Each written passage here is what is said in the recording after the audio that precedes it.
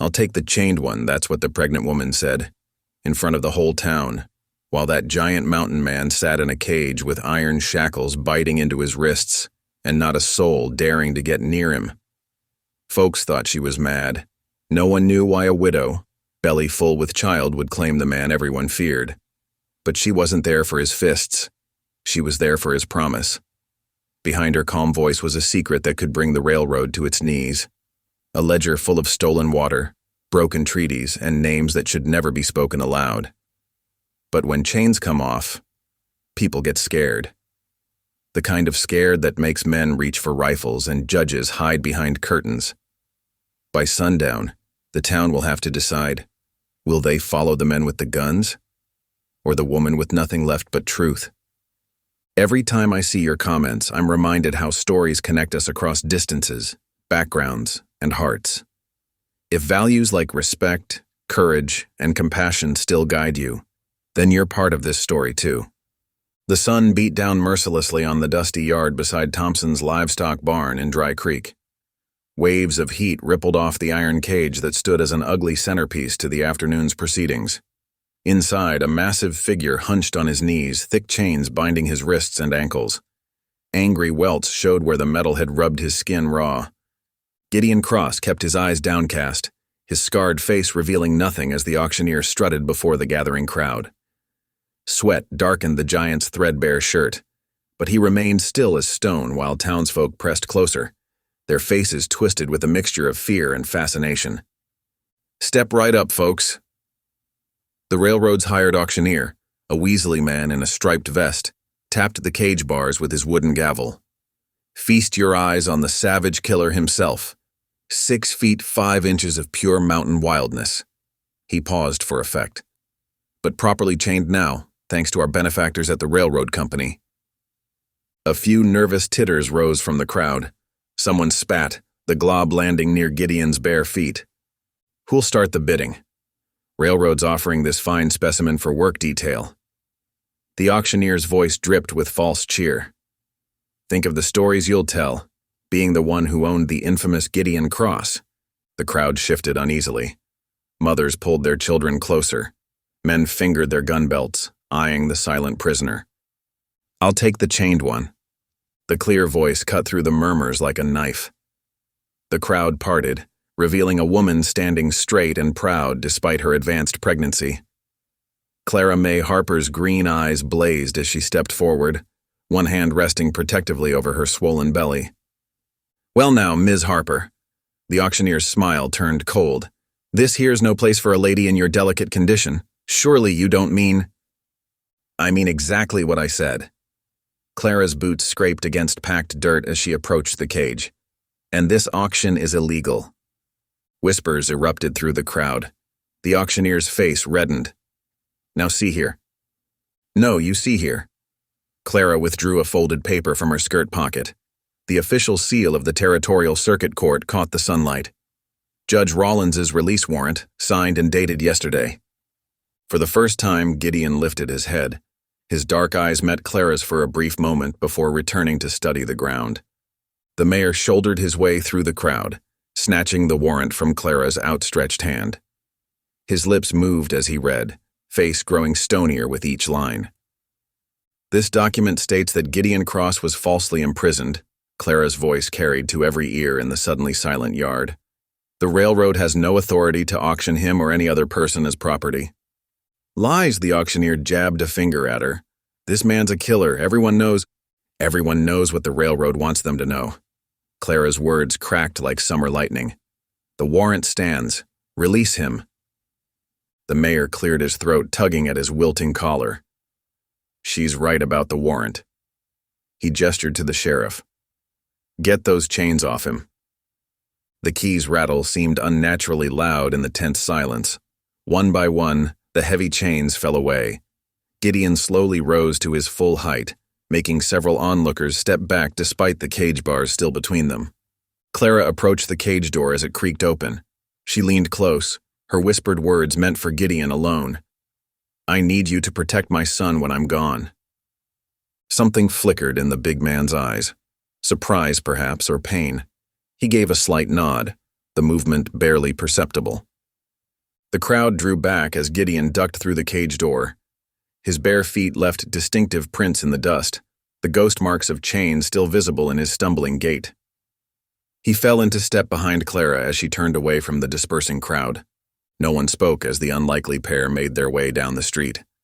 The pregnant widow and the mountain man cast long shadows in the late afternoon sun, while behind them, the empty cage stood as a stark reminder of justice delayed but not denied.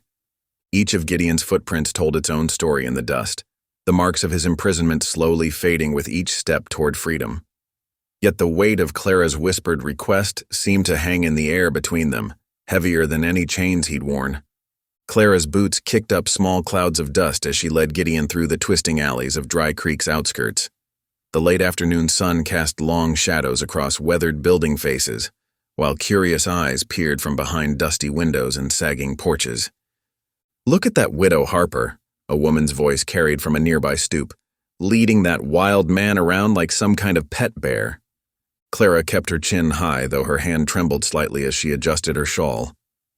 Behind her, Gideon's bare feet made soft padding sounds against the packed earth, his tall frame casting a protective shadow over her shorter figure. More whispers followed them down the lane. "Heard tell he killed a dozen men. Railroad says he burned down settlements. Why'd Judge Rollins let him loose?"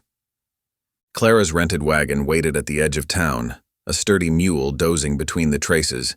She paused beside the wheel, drawing a deep breath before turning to face Gideon. His dark eyes watched her steadily, patient as the mountains themselves.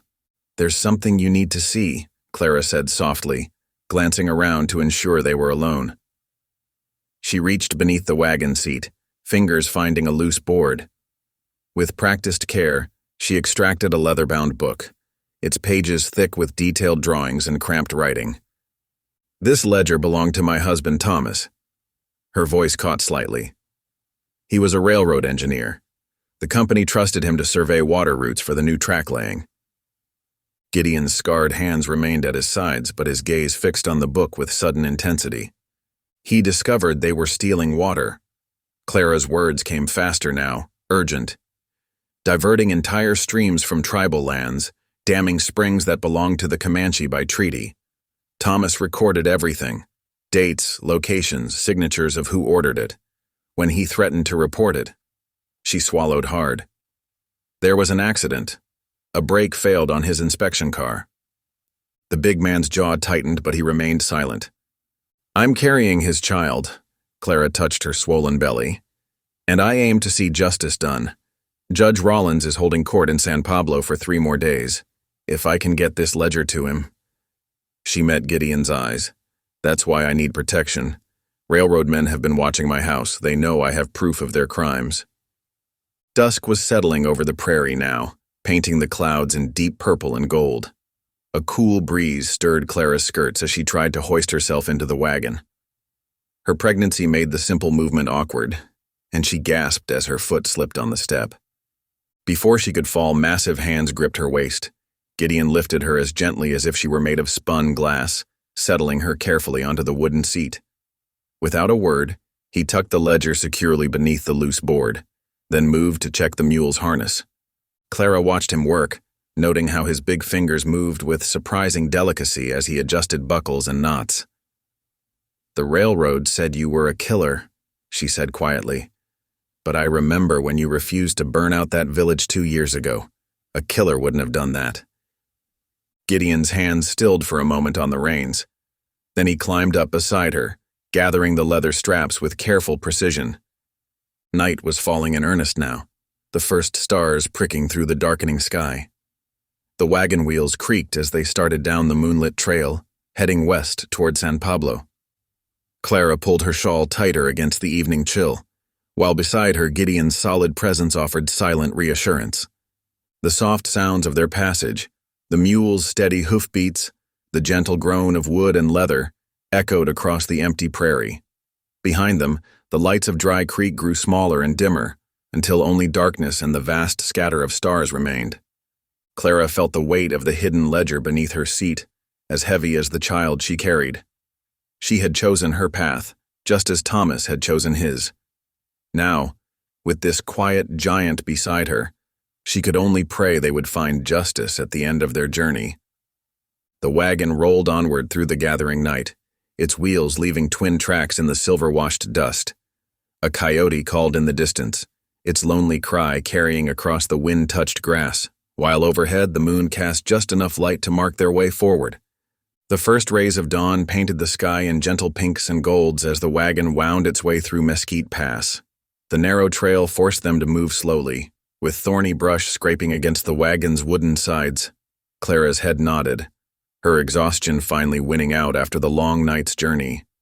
Gideon guided the mule with steady hands, his eyes constantly scanning the rocky slopes rising on either side.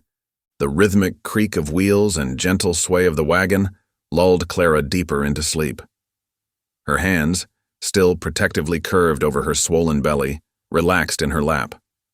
Gideon glanced at her briefly, noting how the early morning light softened the worry lines around her eyes.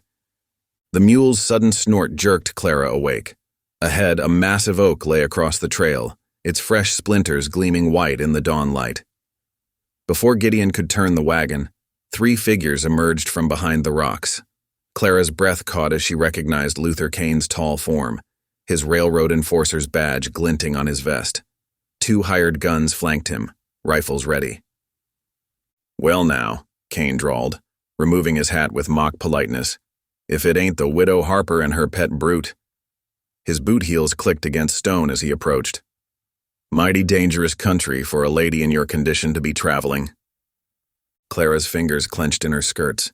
"This is a public trail, Mr. Kane." "Indeed it is." Kane's smile didn't reach his eyes.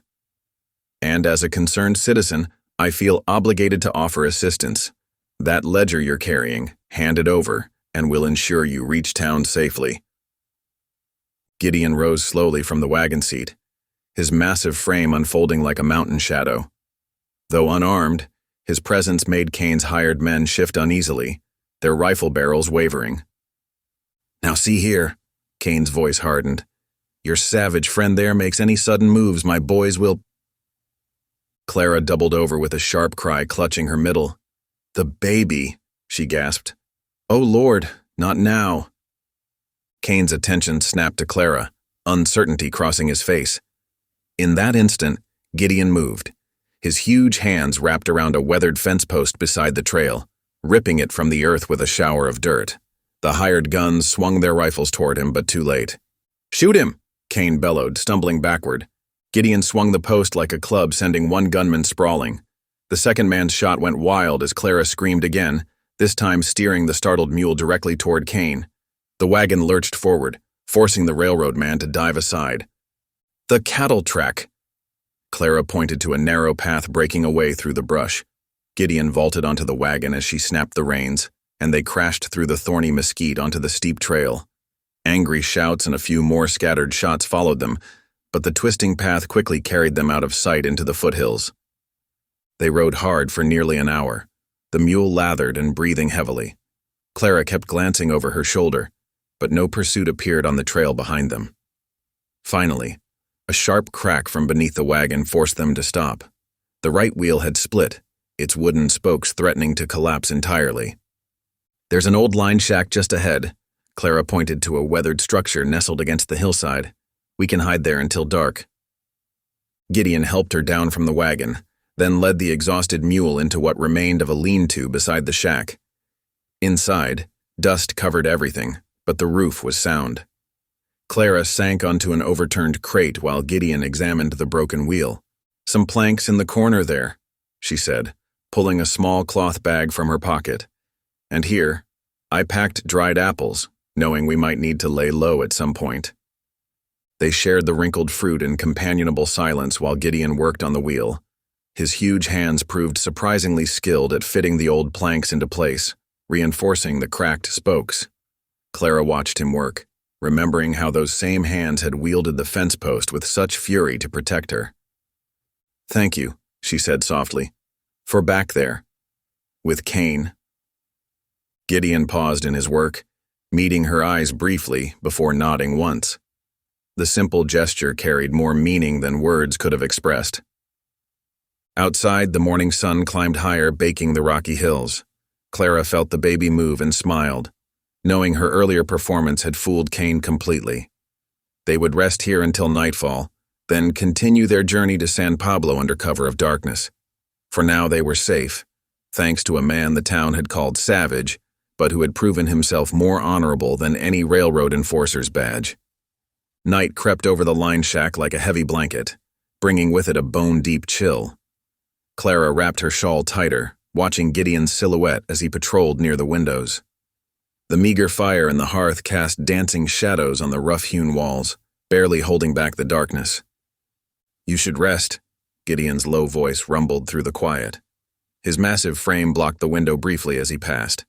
Clara shook her head, one hand absently rubbing her swollen belly. "Can't sleep. Too many thoughts spinning." She watched as Gideon knelt by the fireplace, stirring the dying embers with a stick. The orange glow illuminated the scars on his forearms, marking years of hard living. "My husband Thomas," she began, her voice soft but clear. "He had such dreams for Dry Creek. He'd spend evenings drawing up plans, showing how the river could serve everyone, settler and tribal lands alike." She pulled a folded paper from her pocket, smoothing it carefully. He believed water rights should follow the old Apache ways, shared, not stolen. Gideon's hand stilled over the fire. Clara continued, her words gaining strength despite a slight tremor in her voice. "When he discovered the railroad's scheme to dam the Upper Valley, he couldn't stay quiet. 3 days after he signed this ledger, they said he fell from his horse." She pressed one hand against her eyes. "Our baby will never know its father." "How long?" Gideon asked, gesturing to her belly. "Any day now." Clara's laugh held no humor. "The railroad's threats grew worse once they realized I was carrying Thomas's child. They fear any heir might have legal claim to his contracts." The fire popped, sending sparks upward. Gideon added another piece of wood, his movements deliberate. When he spoke, his voice carried the weight of old pain. 5 years ago, railroad boss ordered me to clear some land." His words came slowly, like he was lifting heavy stones. "Said there was an empty valley needed burning. Except it weren't empty." He stared into the flames. "Found a village there. Women, children. Railroad wanted their winter camp gone before witnesses came."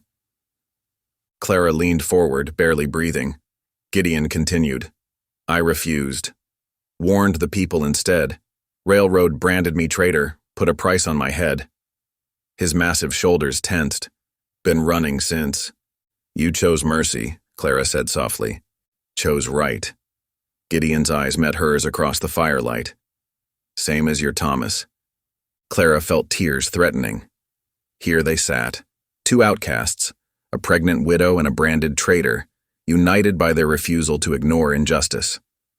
The baby kicked, as if agreeing with her thoughts, and she smiled despite herself. A gentle tap at the door shattered the moment. Gideon moved like a mountain cat, pressing against the wall beside the entrance, hand reaching for the fence post he'd kept close. "Peace, big man," came a weathered female voice. "I follow your sign." Clara looked questioningly at Gideon, who relaxed slightly. "Left an old scout mark outside," he explained, opening the door. An elderly Apache woman stepped into the firelight, her silver hair gleaming. Her dark eyes took in everything. The broken wagon wheel, Clara's condition, Gideon's defensive stance. She carried a leather bag that smelled of herbs. "I am Nolly," she announced, moving straight to Clara. Her gentle hands touched Clara's forehead, then rested on her belly. "The child is strong, like its mother." She smiled, revealing laugh lines around her eyes. "But it grows impatient." "You're a midwife?" Clara asked, wonder in her voice. "Among other things." Nolly settled beside her, pulling dried leaves from her bag. "This one," she nodded toward Gideon, "left marks only old friends would know. Good thing, too. Your time grows short, daughter, and not just from those who chase you." She began brewing tea over the fire, her movements sure and practiced. "San Pablo is still 2 days' ride if you're lucky. This little one," she patted Clara's belly, "might have other plans." "Will you help us?" Clara asked, accepting the steaming cup Nolly offered. The older woman's eyes crinkled. My people know what it means when promises are broken, when water is stolen. Your husband's dream? It was a good one. She touched Clara's cheek gently. I will help you reach the judge, but first you must rest, both of you. Gideon remained by the door, but his stance had softened. Nolly pointed firmly at a pile of blankets. Sleep, big man. I will watch. When he hesitated, she added, These old eyes have kept entire villages safe. One shack is not so difficult. As Clara sipped the soothing tea, she watched Gideon finally settle onto the blankets, though his eyes remained alert. Nolly hummed softly, an ancient melody that seemed to make the very shadows retreat. Outside, a coyote called to the rising moon, and Clara felt for the first time since Thomas's death that perhaps they weren't so alone after all. Dawn painted the sky in soft amber hues as Nolly led them away from the line shack. The old Apache's knowledge of hidden paths proved invaluable. She guided their wagon through narrow valleys and beneath towering mesas where no railroad men would think to look. These trails, Nolly explained, gesturing to faint marks in the earth, have carried my people's stories for generations. She walked beside the wagon, her steps sure despite her age. The railroad men see only empty land. They miss the living history beneath their feet. Clara sat in the wagon's back, cushioned by blankets Nolly had arranged. Every bump sent waves of discomfort through her swollen body, but she kept quiet, determined to press on. Gideon drove the mules at a careful pace, his eyes constantly scanning the horizon. By midday, the sun beat down mercilessly. Nolly called for a stop beneath a cluster of scraggly junipers. She approached the wagon, her keen eyes noting Clara's drawn face. Come down, daughter, Nolly instructed. Walking will ease the pressure. She shot Gideon a pointed look. Big man, help her. Gideon's massive hands were surprisingly gentle as he lifted Clara from the wagon. Her legs trembled as she found her footing, but his steady presence kept her upright. Nolly nodded approvingly. Now watch carefully, she told Gideon, demonstrating how to support Clara's back while walking. Small steps. Let her set the pace. She pressed specific points on Clara's lower back, showing him where to apply pressure. Here and here. This will help with the aching. Clara felt some of her tension ease under their combined care. Gideon's touch was hesitant at first, but grew more confident as Nolly guided him. They walked slowly between the junipers, the soft crunch of their boots on dry earth marking their passage. Your hands remember kindness, Nolly observed to Gideon, her voice carrying ancient wisdom, despite what the world has done to harden them. As afternoon faded into evening, they made camp near a dry creek bed. Ancient cottonwoods stood guard over the dusty channel, their roots reaching deep for hidden water. Gideon built a small fire while Nolly prepared a tea of desert herbs for Clara. The baby is restless tonight, Clara murmured, shifting uncomfortably on her blanket. Nolly's eyes twinkled in the firelight. Then we must sing it to sleep. She looked at Gideon. Come, big man, learn this lullaby. You will need it soon enough. Gideon's expression flickered with surprise, but he settled closer to the fire. Nolly began to sing, her voice carrying the weight of countless mothers before her. The melody was simple but haunting, speaking of stars and gentle winds and the safety of loved ones near. Now you, Nolly instructed after singing it through twice. Your voice may shake mountains, but it must learn softness too. Clara watched, amazed, as Gideon carefully repeated the tune. His deep voice stumbled at first, but Nolly was patient, correcting his pronunciation of the Apache words with gentle humor. Again and again they practiced until the lullaby flowed more naturally from his scarred lips. Good, Nolly declared finally. The child will know peace in that voice. She winked at Clara, though perhaps the coyotes will run away. Clara found herself smiling despite her exhaustion. The fire's warmth and the gentle night sounds wrapped around them like a protective blanket. Her eyes grew heavy as Nolly and Gideon continued practicing the lullaby, their voices blending with the cricket song and distant owl calls. Without meaning to, Clara leaned against Gideon's solid shoulder. She felt him stiffen momentarily, then carefully adjust to better support her weight. Through half-closed eyes, she watched the firelight dance across his face, softening the hard lines of old pain there. As sleep pulled her under, Clara realized something had shifted. The man she'd freed from chains now seemed less like a hired guard and more like something else entirely. A guardian, yes, but also perhaps a hope for the future she hadn't dared imagine since Thomas's death. Gideon remained still, bearing Clara's weight as naturally as the ancient cottonwoods bore their branches. His eyes reflected the dying fire, haunted by memories of violence and betrayal. Yet his lips silently formed the words of Nali's lullaby, as if practicing for nights to come, while his calloused hand rested protective and gentle on the blanket near Clara's shoulder. Nali watched them both, her wise eyes seeing past the present moment to possibilities yet unborn. She added another small branch to the fire, letting its light push back the darkness gathering at the edges of their camp. The night wind carried the scent of sage and the promise of dawn to come. Chapter 5, Scene 2. Morning light crept across the desert floor as Gideon moved silently through the scrub brush. His years of mountain living had taught him to read the land like a book. He paused at a rocky outcrop, scanning the distant ridge through narrowed eyes. His heart sank. 4 railroad scouts traversed the high ground, their horses picking careful paths along the rocky spine. Their systematic movements told him they were searching, not just passing through. Gideon backtracked to camp, his footsteps quick but quiet. Clara sat propped against their wagon wheel while Nali brewed morning tea. One look at his face told them the news wasn't good. "Railroad scouts," he reported, his voice low. "Searching the ridge line. We can't risk the main trail."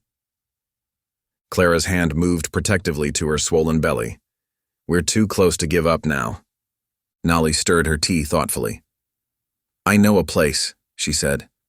"Old Mission Chapel, half-day's ride west. The preacher there, Amos Tillman. He helps people in need." Clara's face tightened at the name. "Preacher Tillman?" Her voice carried old hurt. "He refused to marry Thomas and me. Said it wasn't natural for a white woman to marry Comanche." "People change," Nali said softly. "I have seen him feed hungry Apache children, tend fever-sick mothers. His heart carries shame for past wrongs." They had little choice. With the scouts closing in, they turned the wagon west, following Nali's guidance through winding arroyos and past wind-carved rocks. The sun tracked overhead as they traveled, casting shorter and shorter shadows. By dusk, they approached a weathered adobe chapel standing alone against the purple sky. Its bell tower rose like a finger pointing heavenward, while cracks spiderwebbed across its walls like ancient script. A tall, gaunt figure emerged from the chapel door, preacher Amos Tillman. Time had carved deep lines in his face, and his once proud shoulders stooped beneath his black coat. His eyes widened at the sight of Clara. "Mrs. Harper," he said, his voice rough with emotion. I had heard about Thomas. Please come inside, all of you." The chapel's interior smelled of dust and candle wax. Amos lit more candles, their light catching the tears in his eyes as he turned to Clara. "What I did," he began, his voice breaking. "Refusing to marry you and Thomas, it was wrong. Pride and prejudice poisoned my heart. I've prayed every day for forgiveness." Clara stood straight despite her weariness. "You hurt us deeply that day, preacher. Thomas and I had to ride 2 days to find another minister willing to marry us." "I know." Amos's shoulders slumped further. "I was blind then. Thought I was protecting God's law, when I was really just protecting my own ignorance." He met her eyes. "I can't undo that wrong, but please, let me help you now." Clara studied him for a long moment. "We're carrying evidence of the railroad's water theft from Thomas's people. They'll kill to keep it quiet." Amos straightened, purpose lighting his tired face. "The bell tower," he said. "There's a hidden space behind the bell mount. I've helped hide escaped slaves there before. The railroad men would never think to look in God's house." While Gideon kept watch outside, Amos led Clara up the narrow tower steps. His hands trembled as he showed her the concealed compartment. "God demands we make amends for our sins," he said quietly, as Clara tucked the ledger into the hiding spot. Perhaps this is part of mine.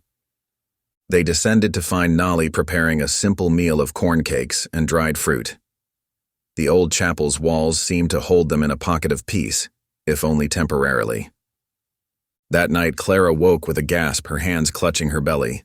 Nolly was at her side instantly, checking her with practiced hands. "Early signs," the midwife assured her after a thorough examination. "The child tests its strength, but is not yet ready to meet us." She helped Clara find a more comfortable position on her pallet. "Rest now, true labor will come soon enough." Clara lay back, her breath evening out. Through the chapel's high windows, stars wheeled across the desert sky. Gideon's massive shadow moved past occasionally as he patrolled outside, while Amos's soft prayers drifted from the chapel proper. In the quiet darkness, surrounded by unlikely allies, Clara felt the weight of Thomas's dream press against her heart. The ledger hidden above could change everything, if they could keep it safe long enough to reach the judge. The first rays of sunrise painted the chapel walls in soft gold, as Clara, Gideon, Nolly, and Amos gathered around the worn wooden table. Steam rose from tin cups of coffee as they bent their heads together, speaking in hushed tones despite being alone. "A Sunday assembly," Amos said, spreading his weathered hands. "None will question the church gathering. I'll send word to all the town elders, their presence required for urgent spiritual matters." Clara nodded, one hand resting on her belly. "The ledger proves everything. Once they see Thomas's documentation of the water theft, they can't ignore it." "Some will try," Gideon's deep voice rumbled. His scarred hands cupped his coffee mug. "Railroad money runs deep." Nolly's dark eyes glinted with wisdom. "Truth has its own power. Let them come to holy ground, where lies are harder to speak." They worked out the details as morning brightened. Amos would dispatch his most trusted parish member with carefully worded invitations. The assembly would gather at sunset the next day, when the cooling air drew people outdoors. After their planning, Gideon and Amos turned to the bell tower. Years of desert winds had weakened the adobe walls, making them sag like tired shoulders. The two men carried planks and tools up the narrow stairs, working in companionable silence. As they secured a support beam, Amos paused, wiping sweat from his brow. "I watched them drive the Comanche from their water sources," he said quietly. "Stood in my pulpit and said nothing while families thirsted." His voice cracked. "My silence made me as guilty as the railroad men." Gideon hammered another nail, his movements precise despite his size. "I followed orders too long myself," he replied. "Took years to find my conscience. And now we both seek redemption." Amos touched the hidden compartment where the ledger lay protected. "Perhaps that's why God brought us here." They worked through the heat of the day, reinforcing old beams and patching crumbling adobe. By late afternoon, the tower stood straighter, its bell secure in its mounting. Clara watched their progress from the chapel's shade, sorting through the few supplies they had. Nolly taught her to weave small baskets from desert grass, keeping her hands busy while her mind worked. As evening approached, Gideon built a small cooking fire in the chapel's courtyard. The familiar motions of preparing supper gave the moment a strange domesticity. Clara found herself studying his careful movements, how such large hands could be so gentle with delicate tasks. "It's strange," she said, as they shared a simple meal of beans and cornbread. "I thought I'd lost all my family when Thomas died. Now I find myself surrounded by more family than ever before." Gideon looked up, surprise flickering across his weathered features. "Family?" The word seemed to catch in his throat. "Family chooses each other sometimes," Clara said softly. "Like Thomas chose me. Like you chose to help us."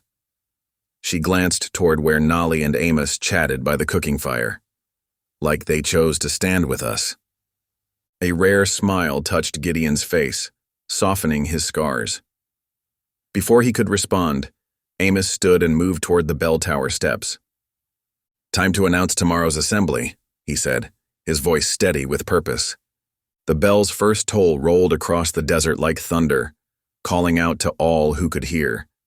Its voice spoke of gathering, of truth finally breaking silence. of justice too long delayed. Clara watched the sunset paint the sky in fierce colors as the bell continued its song. Each ring seemed to shake loose another secret, another lie, another hidden truth. Tomorrow would bring either redemption or ruin, but tonight, the bell's voice carried hope across the cooling sands.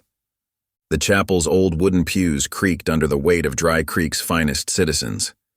Late afternoon sun filtered through dusty windows, casting long shadows across concerned faces. Some clutched their Sunday hats nervously, while others whispered behind raised hands eyeing the strange assembly before them. Clara stood at the rough-hewn pulpit, her swollen belly pressing against its edge. Sweat dampened her collar despite the chapel's relative coolness.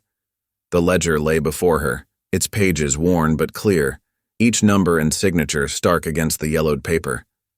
Gideon's tall frame filled the doorway, his scarred hands folded quietly before him. His presence alone kept the more restless attendees in their seats, though his eyes never left Clara's face. Nolly sat in the front pew, her weathered features calm and steady, while Preacher Amos stood to Clara's right, lending silent support to her cause.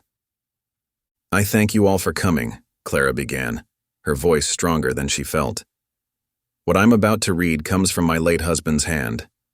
Thomas Harper was the railroad's chief water engineer, and this ledger contains his final testimony." She opened the book, hands trembling slightly. The scratch of paper seemed loud in the hushed chapel. On April 15, 1873, the railroad diverted the main channel of Crow Creek. Clara's words rang clear. The water source legally deeded to the Comanche people through the St. Louis Treaty was redirected to serve railroad interests exclusively. Murmurs rose from the congregation. Clara pressed on, her finger tracing each damning line. Mayor Wilson signed the order. She looked up, meeting the mayor's suddenly pale face in the third pew.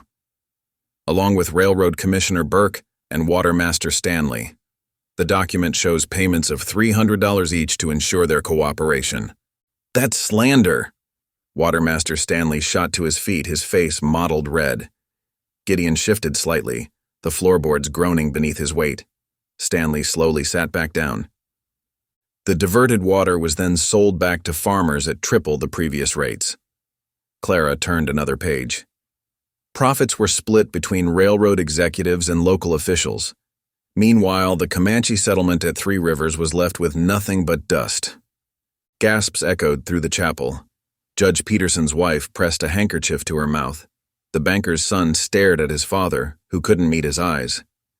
"My husband recorded every transaction, every signature, every penny stolen from both settlers and tribal lands." Clara's voice caught. He believed the truth would bring justice. For that belief, he paid with his life. The silence that followed felt heavy as storm clouds. Mayor Wilson's wife began to weep softly. The newspaper editor scribbled frantically in his notebook. "I have copies," Clara added, her hand protective over her belly. "Multiple copies, secured with trusted parties. This truth won't die with me." Preacher Amos stepped forward. "As a man of God, I cannot stay silent any longer. I've seen these records. They speak truth that demands action." The chapel doors suddenly burst open, making several women scream. A young boy, Tommy Wheeler from the telegraph office, stumbled in. His face was red from running, chest heaving as he gasped for breath. "Luther Kane," he wheezed, pointing back toward town. "Him and his men. They're coming. On horseback, with guns." The chapel erupted in chaos. Women clutched their children. Men rose from pews, and voices clamored in panic. Through it all, Clara remained at the pulpit, one hand pressed to her stomach, the other gripping the ledger. "Everybody stay calm." Gideon's deep voice cut through the noise like a knife. His massive frame straightened, filling the doorway completely. "There's another way out through the vestry." Nolly appeared at Clara's side, her small hand steady on Clara's arm. "Come, daughter, the child stirs with your fear." But Clara stood her ground, her eyes meeting Gideon's across the chapel. In that moment, the truth lay bare between them. They had known this reckoning would come. The only question had been when. The thunder of approaching hooves grew louder, carrying with it the weight of violence and retribution. The sound echoed off the chapel's adobe walls like a demon's drums, growing closer with each beat. Tommy Wheeler, still breathless, added one final detail that sent another wave of fear through the congregation. "They're carrying torches, and I heard Cain say he aims to burn out the rats." The setting sun painted the chapel windows blood red as the riders approached, their shadows stretching long and dark across the desert sand. Inside, the townsfolk huddled together, caught between the truth they'd just learned and the vengeance racing toward them. Luther Cain burst through the chapel doors, his boots thundering against the wooden floor. Lantern light glinted off his silver badge as two burly enforcers flanked him, their hands resting on holstered guns. The assembled townsfolk scattered like startled quail, pressing themselves against the walls. "Well, well," Cain drawled, his voice cutting through the terrified silence. "Quite the little gathering you've arranged, Mrs. Harper." His eyes narrowed on the ledger still clutched in Clara's trembling hands. Before anyone could move, Cain crossed the space in 3 long strides. His fingers dug into Clara's arm as he yanked her away from the pulpit. The ledger tumbled from her grasp, pages fluttering across the floor like broken wings. "Get your hands off her!" Gideon's voice boomed from the back of the chapel. He started forward, but Cain's men were ready. They heaved against the bell tower's support beam, already weakened by their earlier sabotage. The ancient wood gave way with a thunderous crack. Gideon barely had time to shove 3 children clear before the tower's debris crashed down around him. Thick beams and adobe blocks trapped him in a cage of splintered wood and stone. Though conscious, he was pinned, his massive strength useless against the weight of the collapsed structure. "Time for a public lesson in progress, Mrs. Harper." Cain dragged Clara through the chapel doors and into the dusty street. Her feet stumbled over the uneven ground as she tried to protect her swollen belly. The setting sun painted everything in shades of blood and shadow. The townsfolk followed, forming a hesitant circle around the scene. Judge Peterson's wife pressed her handkerchief to her mouth. The banker looked away. Mayor Wilson stared at his boots, his earlier shame curdling into cowardice. Cain forced Clara to her knees in the dirt. "This woman," he announced, "has slandered honest men. She's threatened the very future of Dry Creek with her wild accusations and forged documents." "They're not forged," Clara's voice rang out, though her body trembled. "Every word is truth, written in my husband's hand." The back of Cain's hand cracked across her face. Several women gasped. A child started crying. Inside the chapel, Gideon roared with rage, struggling against the wooden beams that held him fast. The sound of his efforts echoed through the growing darkness like a trapped bear's fury. Nolly slipped through the crowd like smoke, kneeling beside Clara. Her small hands steadied the younger woman, and her voice came soft but strong and Apache. "Breathe deep, daughter. The child feels your fear. Be still like the mountain." Cain sneered down at them both. "Your pet savage can't help you now." He raised his voice to address the crowd. "Tomorrow morning, I'm taking Mrs. Harper to railroad headquarters in Tucson. Let them deal with her lies and tribal sympathies." His boot nudged Clara's side. "Maybe they'll find a nice asylum for you, where you can birth that half-breed brat in chains." Clara's shoulders shook, but she didn't cry. Blood trickled from her split lip onto her collar. The townspeople shifted uneasily, exchanging glances heavy with shame and indecision. They'd heard the truth in the ledger's words. They'd seen the evidence of corruption, but fear held them frozen as statues in the deepening dusk. "Someone help her," a small voice piped up. It was Tommy Wheeler, the telegraph boy, his fists clenched at his sides. "Please, someone." "Quiet, boy," his father hissed, pulling him back into the crowd. Cain smiled, satisfaction oozing from every pore. "See how your neighbors love you, Mrs. Harper? See how they stand with you?" He grabbed her chin, forcing her to look at the silent faces surrounding them. "No one defies progress. No one stops the railroad. The sooner you learn that lesson, the easier your time in Tucson will be." Inside the chapel, Wood groaned as Gideon strained against his prison. Blood ran down his arms where splinters pierced his skin, but the beams wouldn't budge. His desperate gaze met Clara's through the doorway, and for a moment all their hopes seemed buried under the weight of Cain's triumph. Nolly's hands never left Clara's shoulders, the old woman's presence like a stubborn root refusing to be torn from sacred ground. She whispered prayers in her native tongue, her eyes fierce with defiance even as darkness settled over the street like a shroud. The townsfolk remained rooted in place, their silence a weight heavier than the collapsed bell tower.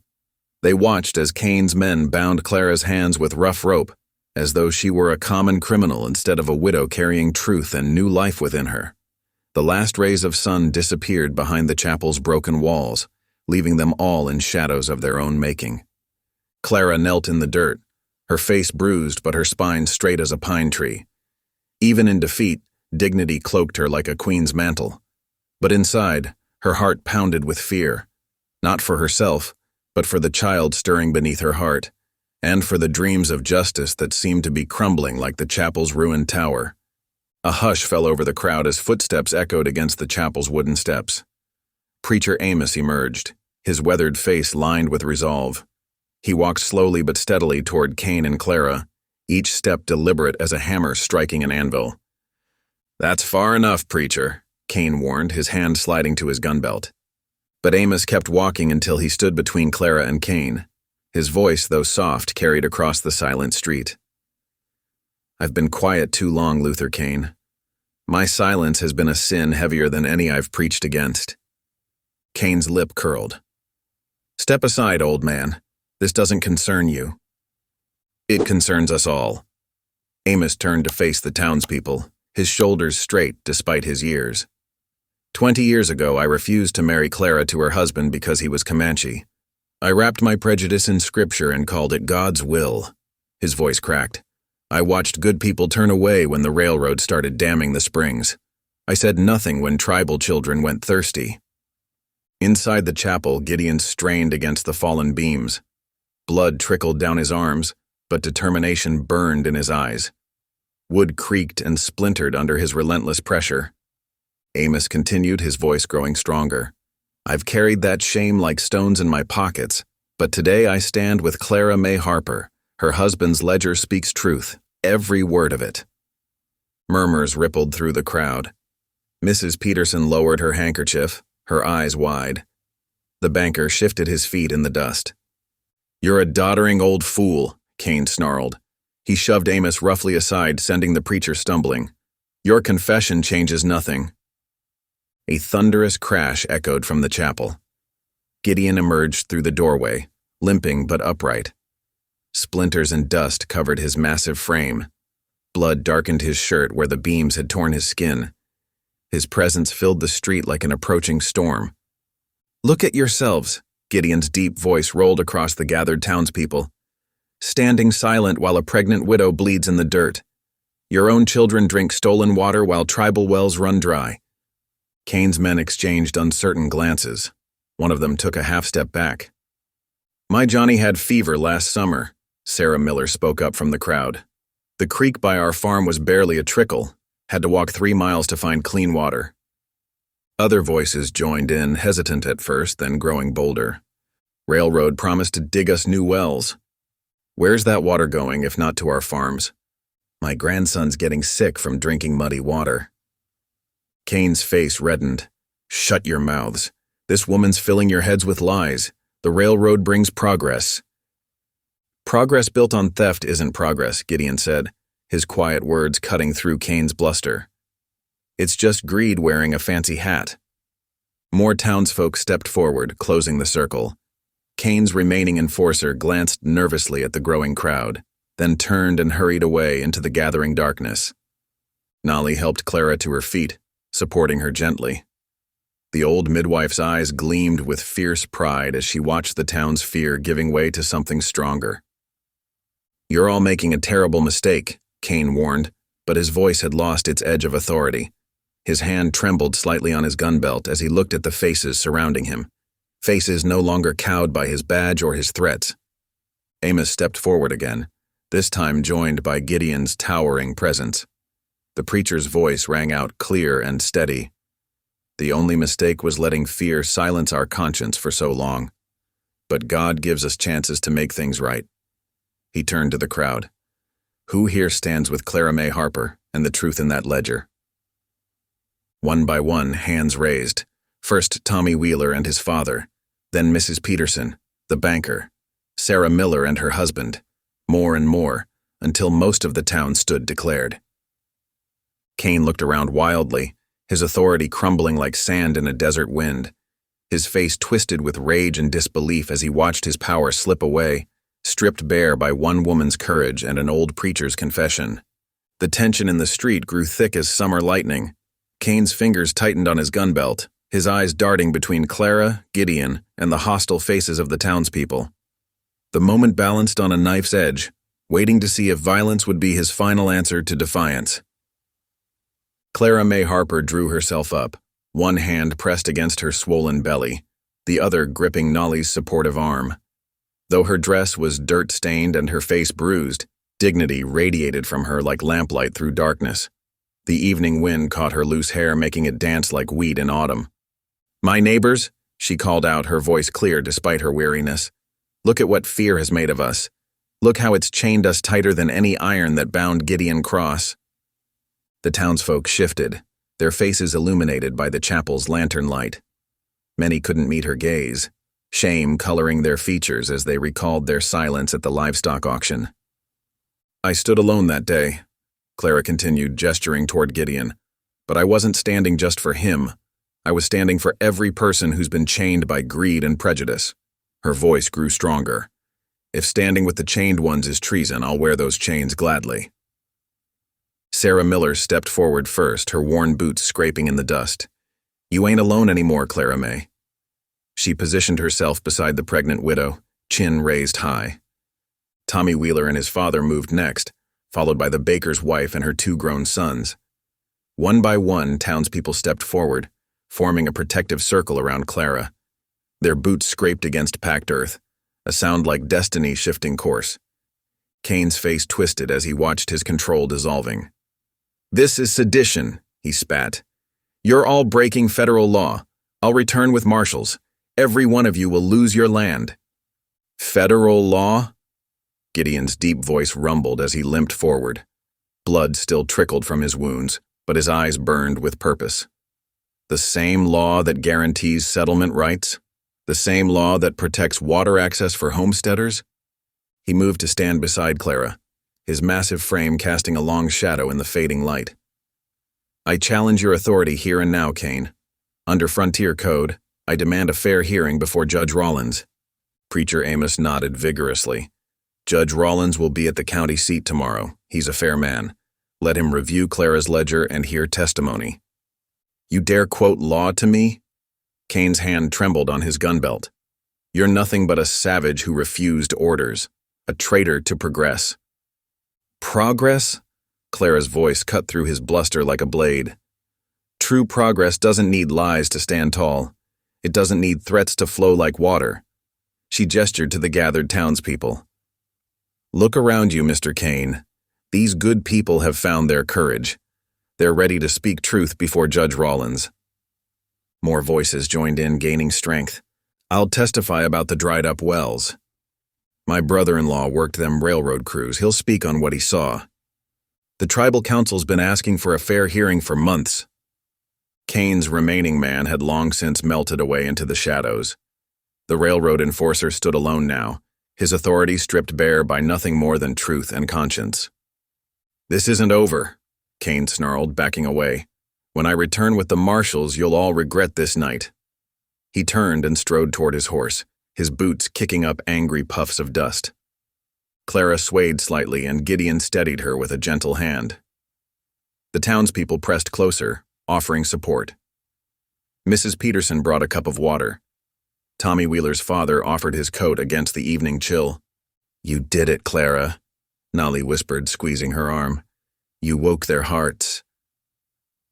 Clara looked around at the faces of her neighbors, faces no longer masked by fear. Some smiled, others wept quietly. All stood straighter, as if chains had indeed fallen from their shoulders. "We all did it," Clara replied, her voice thick with emotion. "Every person who chose to stand, every voice that joined in truth." She turned to Gideon, who watched her with quiet pride. "And you showed us that the mightiest chains are the ones we place on ourselves." The chapel bell tolled once, stirred by the evening wind. Its clear note rang across the darkening street like a promise of justice to come. Preacher Amos raised his weathered hands. Let's get inside and make plans for tomorrow's hearing. Judge Rollins will need to hear every voice, every story. He smiled at Clara. Every truth. The townspeople began moving toward the chapel, their spirits lifted by shared purpose.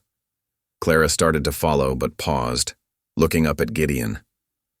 "Thank you," she said softly, "for believing in more than just chains." Gideon's scarred face softened. "You showed me how, Mrs. Harper. You showed us all." Together, supported by neighbors who had become allies, they walked toward the lamplight spilling from the chapel doors, ready to prepare for tomorrow's reckoning.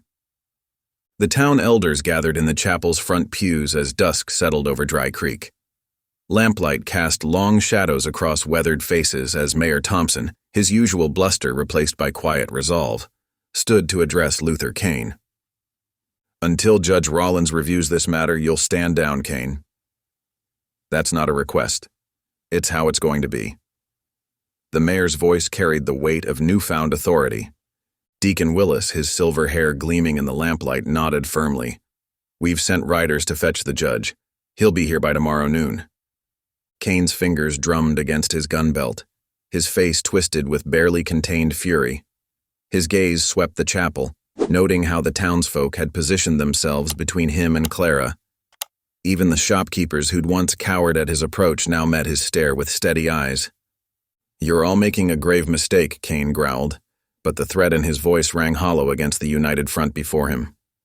"The only mistake," Clara called out from where she sat with Nolly, "was staying silent for so long."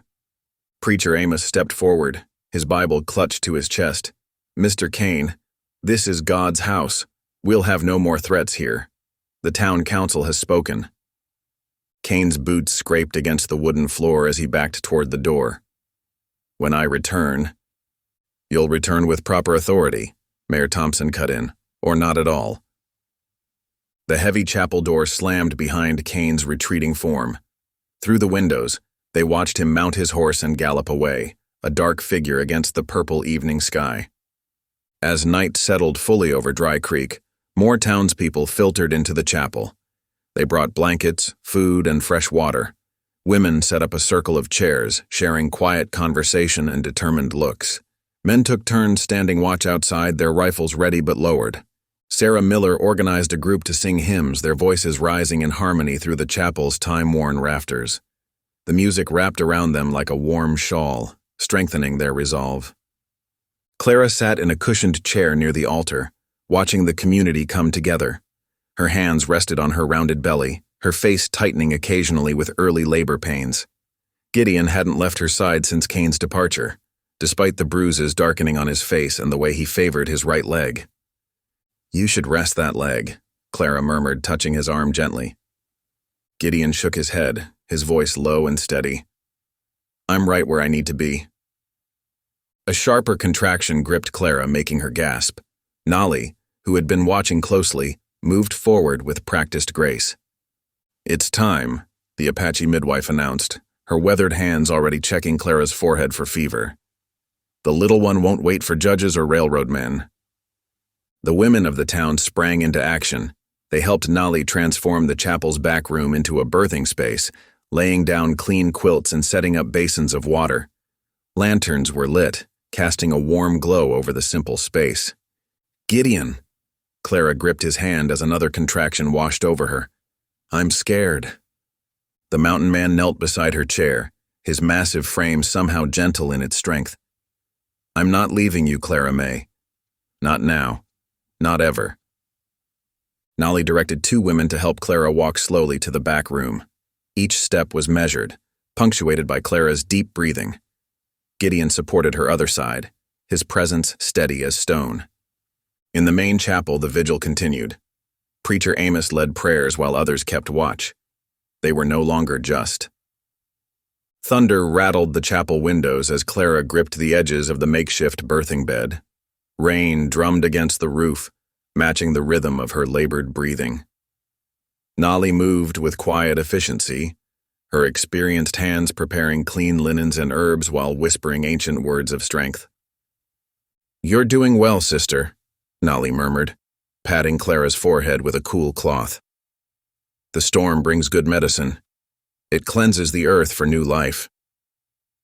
Preacher Amos kept vigil near the door, his Bible open as he offered quiet prayers. The lamplight cast dancing shadows on the adobe walls, making the small room feel both intimate and sacred. Gideon knelt beside Clara, his massive frame somehow fitting perfectly in the space she needed him. His calloused hands, rough from years of survival, held hers with surprising gentleness. Each time a contraction gripped her, Clara squeezed his fingers and he remained steady as mountain stone. "I can't," Clara gasped as another wave of pain washed over her. "I can't do this." "You already are," Gideon's deep voice rumbled softly. "You're the strongest person I know, Clara May." Hours passed like water flowing over rocks. The storm raged outside while Clara fought her own battle within. Nolly guided her with ancient wisdom, showing her how to breathe, when to push, when to rest. Gideon never wavered, his presence anchoring Clara through each moment of pain and fear. "The baby is turning," Nolly announced as the first hints of dawn began to creep through the windows. "Now is the time, sister. Show us your warrior heart." Clara's cry of effort joined a crack of thunder. Then, in the sudden silence that followed, a new sound filled the room, the strong, clear wail of a newborn baby. "A son," Nolly proclaimed, her weathered face breaking into a wide smile as she wrapped the infant in warm blankets. "Strong lungs, strong spirit." Tears streamed down Clara's face as Nolly placed the baby on her chest. The storm outside had gentled to a soft rain, as if nature itself was welcoming the new arrival. The baby's cries softened to little whimpers as he found his place against his mother's heart. "Look at him, Gideon," Clara whispered, her voice thick with emotion. "Look what we protected." Gideon stared at the tiny face, his own eyes suspiciously bright. When Clara offered him the swaddled bundle, he hesitated, looking down at his scarred hands. I could hurt him," he murmured. Nolly clicked her tongue. "Nonsense. The biggest trees have the gentlest touch with their seedlings." With infinite care, Gideon accepted the baby, cradling him as if he held the most precious treasure in the world. The infant looked impossibly small in his large hands, yet somehow perfectly at home there. "His name," Clara said softly, watching them together, "is Samuel Cross Harper." Gideon's head snapped up, his eyes wide with disbelief. "Cross?" Clara smiled tiredly.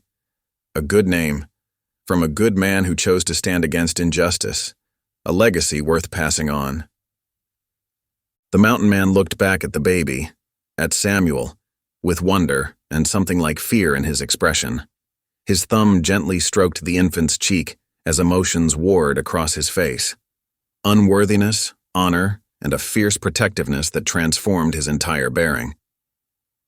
The peaceful moment was interrupted by quick footsteps in the chapel. Preacher Amos opened the door to find young Tommy Wheeler, his face flushed with excitement. "Judge Rollins is coming," Tommy announced in a loud whisper. "His wagon just passed Miller's Creek, and Kane's men, they're gone. Rode out before dawn when word spread about the judge having federal papers." Amos shared a relieved smile with them. The Lord works in mysterious ways, a birth and justice, arriving together with the morning light. Clara reached out to touch Samuel's tiny hand where it peeked from the blankets. "Your papa dreamed of a fair world, little one. Looks like you might get to see it after all." Gideon stood by the window, still holding Samuel, watching the sun break through the storm clouds. His reflection in the glass showed a changed man, no longer just a scarred survivor, but a protector, a guardian, perhaps even a father. The baby slept peacefully in his arms, completely trusting, while outside, the dawn painted the sky in colors of hope. Judge Rollins's arrival stirred Dry Creek like wind through prairie grass. His wagon rolled down Main Street precisely at noon, wheels crunching on sun-dried mud from the night storm. The townspeople gathered at the chapel, their usual Sunday best replaced by working clothes still dusty from morning chores. Inside the chapel's cool shadows, Clara sat in a front pew, cradling Samuel against her shoulder. The newborn slept peacefully, unaware of the gravity settling over the room. Gideon stood nearby, his tall frame casting a protective shadow over mother and child. Judge Rollins settled behind the pulpit, his weathered face grave as he opened the recovered ledger. The pages crackled in the hushed room as he studied each entry, each signature, each damning detail of the railroad's water theft. This ledger, Rollins's voice carried clear and strong, tells a story of systematic theft and deception. Mr. Harper's documentation is meticulous, leaving no room for doubt. Luther Kane, now in irons, shifted uncomfortably between two deputies. His earlier bravado had crumbled under the weight of law and evidence. One by one, witnesses stepped forward. Tribal elders spoke of dry creeks and failing crops. Settlers described watching their livestock suffer while railroad tanks stayed full. Preacher Amos, his voice thick with emotion, confessed his own past silence in the face of injustice. When Clara rose to speak, Samuel stirred but didn't wake. "My husband died protecting the truth in these pages," she said firmly. "He believed in a future where water flowed freely for all God's children, regardless of their birth or station." Judge Rollins nodded slowly, his gaze sweeping across the gathered faces. "Based on the evidence presented and testimonies heard, I hereby declare all railroad claims to tribal water rights null and void." His gavel crack echoed like thunder. "Furthermore, I order the immediate arrest of Luther Kane for conspiracy, intimidation, and attempted murder." Kane's protests died in his throat as the deputies led him away. Outside, the chapel bell began to toll, its clear notes carrying news of justice across the valley. As the crowd dispersed, several town elders approached Gideon. Tom Wheeler, the general store owner, cleared his throat. "We've been thinking, Mr. Cross. Way you stood by Mrs. Harper. Way you understand both sides of things. Reckon we could use someone like you as a liaison between settlers and tribal folk." Gideon's scarred face remained impassive, but his eyes sought Clara's. She smiled, adjusting Samuel in her arms. "This is my home now," Clara said softly. "Samuel deserves to grow up where his father's dream took root." "I accept," Gideon's deep voice rumbled, "on one condition, that we honor the old ways alongside the new. Water rights mean nothing without respect flowing both directions." The elders nodded and hands were clasped in agreement. Nolly, watching from the chapel doorway, smiled knowingly. 3 weeks later, autumn painted the mountains in gold and crimson. In a small cabin nestled against the foothills, lamplight spilled through windows into the gathering dusk. Inside, Clara sat in a handmade rocking chair, Samuel dozing against her chest. The fireplace cast dancing shadows across the simple furnishings, a table, some chairs, and a bed covered with one of Nolly's quilts. Gideon sat cross-legged on the floor, his massive hands moving with surprising delicacy as he carved intricate patterns into a cradleboard. Curls of sweet-smelling pine wood gathered around his boots. As he worked, he hummed the lullaby Nolly had taught him, his deep voice gentle in the quiet room. Clara watched him, marveling at how naturally he'd stepped into this role: protector, partner, father in all but blood.